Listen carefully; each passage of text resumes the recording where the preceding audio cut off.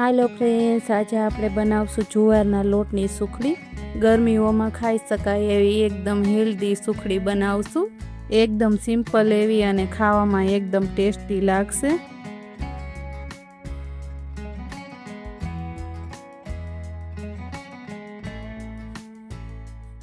તો ચાલો શરૂ કરીએ આજની રેસીપી। એક વાટકો આપણે કડાઈમાં ઘી એડ કરશું। બધું માપ આપણે એક જ વાટકાથી લેવાનો છે। તો અહીંયા 2 વાટકા આપણે જુવારનો લોટ લીધો છે, તેને આપણે એડ કરી દેશું। તો લોટમાં આપણે સુગંધ આવવા માંડે ને ત્યાં સુધી લોટને આપણે શેકવાનો છે।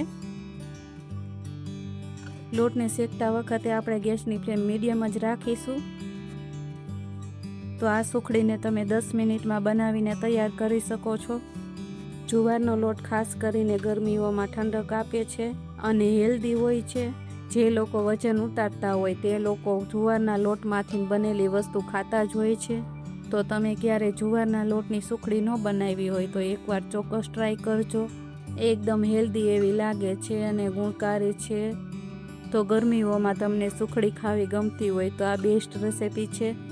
લોટ જેમ જેમ શેકાતો જાય છે ને તેમ લોટ ફૂલવા લાગશે અને લોટનો કલર પણ ચેન્જ થઈ જશે। તો લોટનો કલર ચેન્જ થઈ જાય ને ત્યાં સુધી આપણે લોટને શેકી લેશું। તો તમને મારી બધી રેસીપી કેવી લાગે છે એ મને કમેન્ટ કરીને કહેજો। તો અહીંયા લોટને શેકાતા 3 થી 4 મિનિટ જેટલો સમય થયો છે અને લોટ આપણો શેકાઈ ગયો છે। હવે તેમાં આપણે એડ કરશું 2 ચમચી જેટલું ટોપરાનું છીણ। એનાથી જુવારના લોટનો ટેસ્ટ એકદમ સરસ આવે છે અને જેને પસંદ ન હોય એ જરૂરથી આમાં એડ કરજો, એટલે સુખડી એકદમ સરસ લાગશે। નાળિયેરના છીણને શેકાતા જરાય વાર નહીં લાગે। આપણે 1 મિનિટ માટે જ નાળિયેરનું છીણ નાખીને શેકવાનું છે।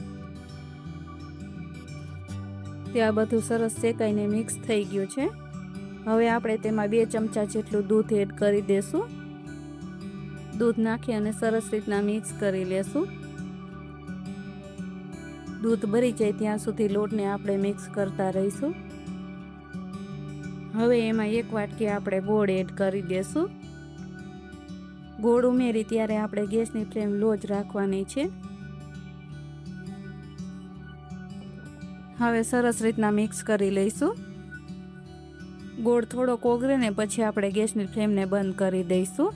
આ મિશ્રણ આપણું ગરમ હોય ને એટલે એકદમ સરસ રીતના ગોળ ઓગળી જાય છે। ગેસ ઉપર જ આપણે સરસ રીતના બધું મિક્સ કરી લઈશું। આ બધું સરસ રીતના મિક્સ થઈ ગયું છે।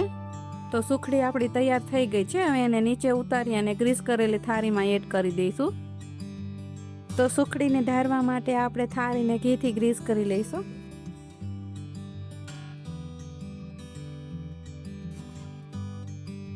થાળીને ઘીથી ગ્રીસ કરી લીધી છે। ગ્રીસ કરેલી થાળીમાં એડ કરી દઈશું। હવે એને વાટકાથી દબાવીને આ રીતના સેટ કરી લેશું।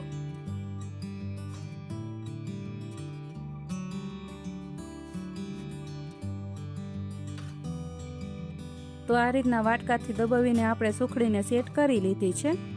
હવે સુખડીને આપણે ખસખસથી ગાર્નિશ કરી લેશું।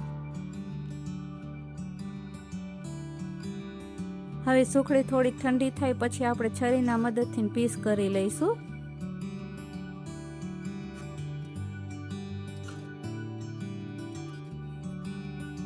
હવે એને 10 મિનિટ માટે આપણે ઠંડી થવા દઈશું। તો હું તમને આ સુખડીનું એક પીસ કાઢીને પણ બતાવી દઉં। તો તૈયાર છે આપણી જુવારના લોટની સોફ્ટ સુખડી।